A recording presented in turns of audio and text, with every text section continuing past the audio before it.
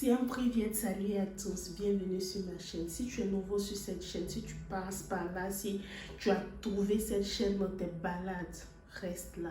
Je vais te donner toutes les informations qu'il te faut connaître sur la Russie. Je te fais part de toutes mes expériences pour que si tu viens en Russie, tu ne puisses pas passer par les mêmes choses que moi. Pour que tu puisses déjà avoir, tu vois un peu, on se comprend, non? Allez. Ne dis pas oh non. Moi, je ne compte pas venir en Russie, dans cette chaîne ne m'intéresse pas. Et il y a de vrais story time ici, des story time croustillantes, palpitantes, pépitantes. Je ne sais même pas ce que je dis, alors reste là. Et si toi, tu es un ancien, installe-toi confortablement, prends tout ce qu'il te faut à grignoter. Parce qu'aujourd'hui, là, je vais vous dire si on peut travailler en Russie ou pas. Il y a des gens qui disent, oh non, on ne peut pas travailler en Russie. Il y a d'autres qui disent, oh si, c'est possible. Il y a d'autres qui disent, oh, c'est clandestinement. Il y a d'autres qui disent, non. Aujourd'hui, là, moi, je vous dis tout. Si on peut travailler, si on ne peut pas travailler, si c'est possible, quels sont les métiers que les filles peuvent faire, que les garçons peuvent. Je vais tout vous dire ici. Aïe, tu as pensé pourquoi? Assieds-toi, prends tout ce qu'il y a. Prends ton bloc-notes, prends ton cahier, note tout ce qu'il y a à noter parce que ici, je vais vous donner toutes les informations nécessaires. Bon, selon moi. Maintenant, si vous vivez en Russie, que vous avez d'autres informations que moi je ne connais pas, n'hésitez pas à laisser en barre de commentaires. Aujourd'hui, là, je me suis préparée. J'ai mon cahier, j'ai tout écrit. Tout.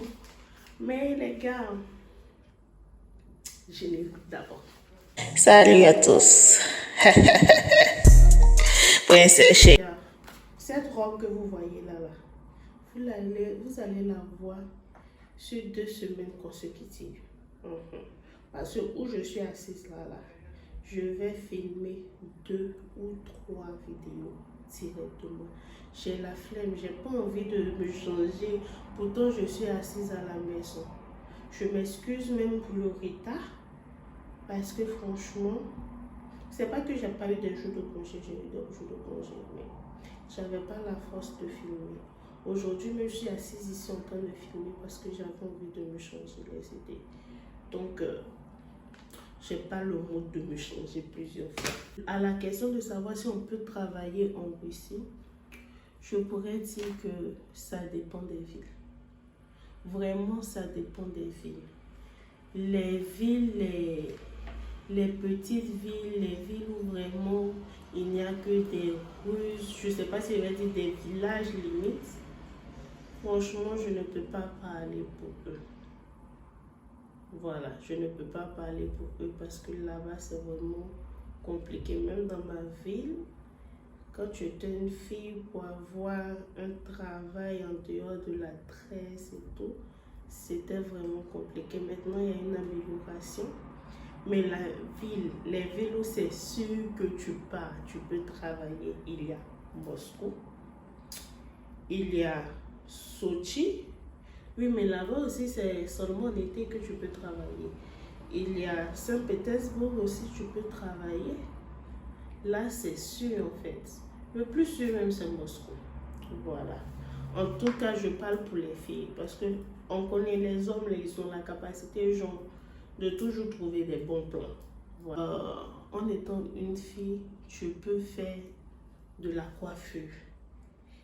Les tresses afro, là, si tu maîtrises les tresses afro, tu es sauvé. Tu peux faire de la manicure. Mais attention, c'est pas manicure où tu prends col alpha, tu prends faux ongle et puis tu colles et puis tu mets vernis là. Ici, ce sont les manucures avec les machines, les gels, les vernis en gel, où on enlève les cuticules. Vous voyez un peu ce genre de machines, de choses là, non, de manucure là. Maintenant, les coiffures vraiment sont rentables. Mais le souci avec les coiffures, c'est que les coiffures sont beaucoup plus rentables en juillet-août. Même août, même ça commence à se faire rare un peu. Surtout le mois de juillet. Voilà. Après ça, au cours de l'année, là, vraiment, ce sont les mamans qui peuvent se faire tresser, mais tu ne peux pas tresser les enfants. Or, en été, il y aura beaucoup d'enfants à tresser. Là même, là, si une cliente te dit, merde, même tu dis, oh, je n'ai pas besoin de toi. Mais au cours de l'année, c'est vraiment compliqué. Et comment trouver ces clients? Parce que depuis je parle des clients, je dis si tu peux faire de la manucure, tu peux faire. Je parle des clients. Tu trouves tes clients comment? Ici, en Russie, il y a une application qui s'appelle Avito. En tout cas, c'est la meilleure application que je vous conseille d'avoir dans vos téléphones. Ne serait-ce même que pour acheter les choses ou pour offrir vos services. Voilà. Donc, quand tu télécharges l'application Avito, tu t'inscris. Ensuite, tu mets que tu veux offrir tes services, soit de manicure, soit de coiffure.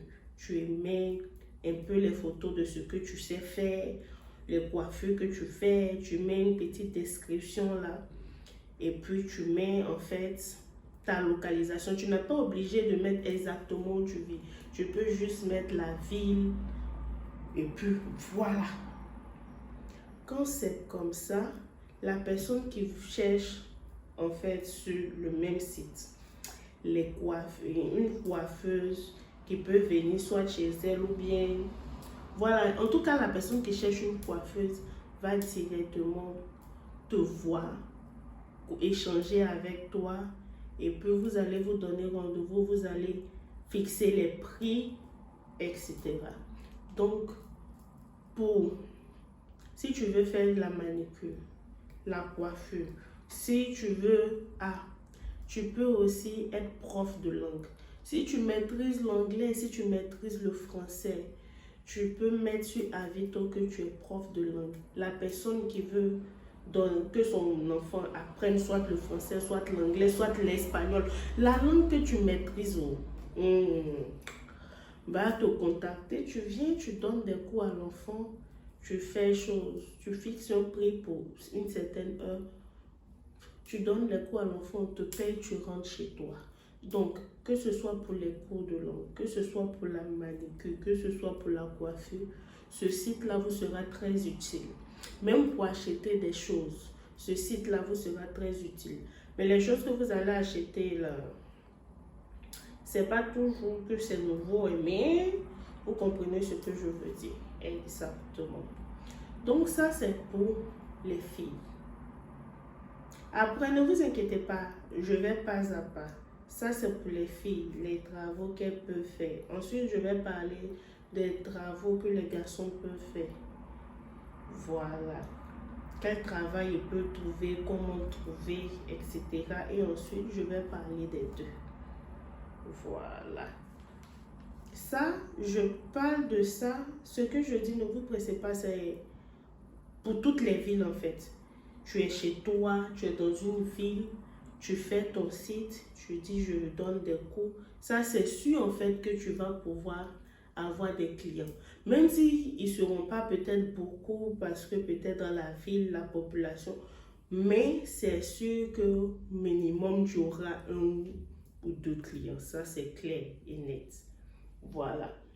Donc, pour la coiffure, pour la manicure, pour être mes répétiteurs. Maintenant, concernant les garçons, franchement, les garçons, ils ont plus de facilité à trouver du travail selon moi. Mais les boulots aussi dits pour hommes ici, c'est la plupart du temps ce que moi je vois. C'est être manœuvre ou être poussé. Ce sont les boulots que généralement on donne facilement aux hommes. Je ne peux pas dire aussi dans n'importe quelle ville parce que je ne sais pas si c'est dans n'importe quelle ville. Voilà. Maintenant, tout ce que les garçons ou les filles peuvent trouver comme travail ici, en Russie. Il y a travail dans les restaurants. C'est beaucoup plus présent à Moscou. Les filles peuvent laver assiettes, peuvent être... Ah, j'ai oublié. Dans le travail de filles, là, Les filles peuvent être femmes de ménage aussi. Mais ça, par contre, c'est beaucoup plus à Moscou selon moi. Ouais, c'est beaucoup plus facile de trouver un travail de femme de ménage en tant que fille à Moscou que, par exemple, dans ma ville. Voilà. Je ne sais pas pour les autres villes. À chaque fois que je fais mes vidéos ici, je dis, je ne sais pas pour les autres villes. Je parle en fonction de moi, je parle en fonction de mon expérience, je parle en fonction de ce que j'ai vécu. Je n'ai pas travaillé à Saint-Pétersbourg. Je n'ai pas travaillé peut-être à Sochi. Je n'ai pas travaillé peut-être à Ekaterinbourg ou bien quoi. J'ai travaillé à Moscou et dans ma ville. Et donc, je sais de faire une comparaison. Voilà, entre Moscou et ma ville. Je ne fais pas une comparaison entre Moscou et les autres villes de la Russie. Ma ville, c'est Saransk. Donc, je fais une comparaison entre Moscou et Saransk. Toujours quand je parle, c'est une comparaison entre Moscou et Saransk.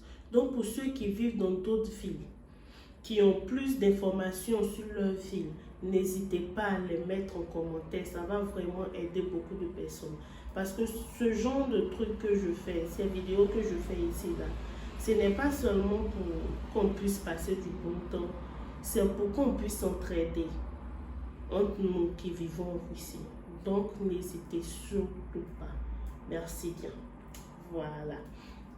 Donc, le travail que les filles et les garçons peuvent avoir ici en Russie, dans ma ville, quand je dis ici en Russie, vous comprenez, ma ville ou Moscou, ma ville ou Moscou. Les autres là, je n'ai pas visité, je n'ai pas essayé de travailler là-bas, donc je ne peux pas dire. Donc, on a un travail, les filles, elles peuvent être femmes de ménage facilement à Moscou. On a le travail de restaurant, tu peux laver les assiettes, les garçons peuvent prendre les poubelles, vider les poubelles, etc. Ils peuvent même être cuisiniers. À Moscou, c'est possible. Voilà. Travail dans les usines.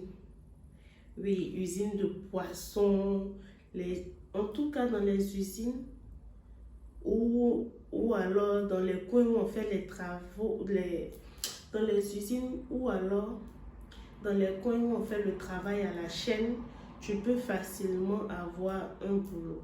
Mais par contre, dans les trucs de travail à la chaîne, là, c'est seulement à Moscou que moi, j'ai pu participer à ça, j'ai pu faire ça.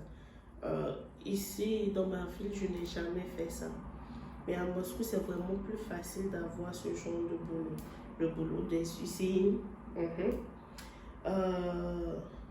le boulot de travail à la chaîne. Par exemple, je travaillais dans une usine de chocolat. Ouais. Tu peux travailler dans les grands coins comme Ozone. Ozone ici, c'est un peu comme Amazon en Europe. Voilà, où on te donne les commandes, tu sélectionnes les commandes là, tu mets dans ton panier, tu déposes pour qu'on puisse emballer pour envoyer au client. Voilà, tu peux aussi travailler dans l'emballage pour envoyer au client. Il y a un peu ce genre de boulot là à Moscou. Ce genre de boulot, je préviens, travail à la chaîne, travail dans les usines, je ne l'ai jamais fait dans ma vie. C'est à Moscou que j'ai déjà fait ça. Donc, où on peut trouver le travail? Comment on peut trouver le travail? Le travail à Moscou, tu peux trouver le travail si tu intègres les groupes de Moscou. Les groupes des travailleurs de Moscou, c'est beaucoup plus simple de trouver du travail. Mais tu peux aussi trouver du travail en cherchant sur Avito le travail. Le même Avito que je vous ai parlé de ça. Tu mets sur Avito que tu cherches le travail. Tu précises que tu es étranger ou étrangère. Tu précises d'où tu viens. Tu précises quel âge tu as. Tu précises le genre de boulot que tu recherches. Ils vont te donner une panoplie. Ils vont t'envoyer plein de suggestions de ce que tu peux faire en fonction de ce que tu as envoyé. Et tu essaies de contacter les personnes, mais généralement, Depuis que je cherche travail sur Avito, c'est seulement 2 ou 3 fois on m'a dit de venir. Parce que la plupart du temps, ils cherchent les Russes. Mais, comme je le dis, tentez votre chance. On ne sait jamais dans la vie. Peut-être que ça n'a pas marché pour moi, ça va marcher pour vous. Exactement. Voilà. Donc, c'était tout pour la vidéo. N'hésitez surtout pas, si vous avez d'autres informations que je n'ai pas dites dans cette vidéo, si vous avez des trucs, si vous savez quelque chose que moi je ne sais pas forcément, mettez-le dans l'espace commentaire. Nous sommes ici pour aider nos amis. Nous sommes ici pour pouvoir être bien en Russie. Cette chaîne-là, c'est surtout pour faciliter la tâche à d'autres personnes qui n'ont pas pu vivre ce que nous on a vécu. Donc si vous avez d'autres informations que moi je n'ai pas forcément dit dans cette vidéo, n'hésitez surtout pas à mettre toutes vos informations en commentaire. Voilà. Allez, bisous, on se voit dans une minute. Dans une minute pour moi, mais peut-être dans 2, 3, 4, 5 jours pour vous, pour une prochaine vidéo. Allez, bisous.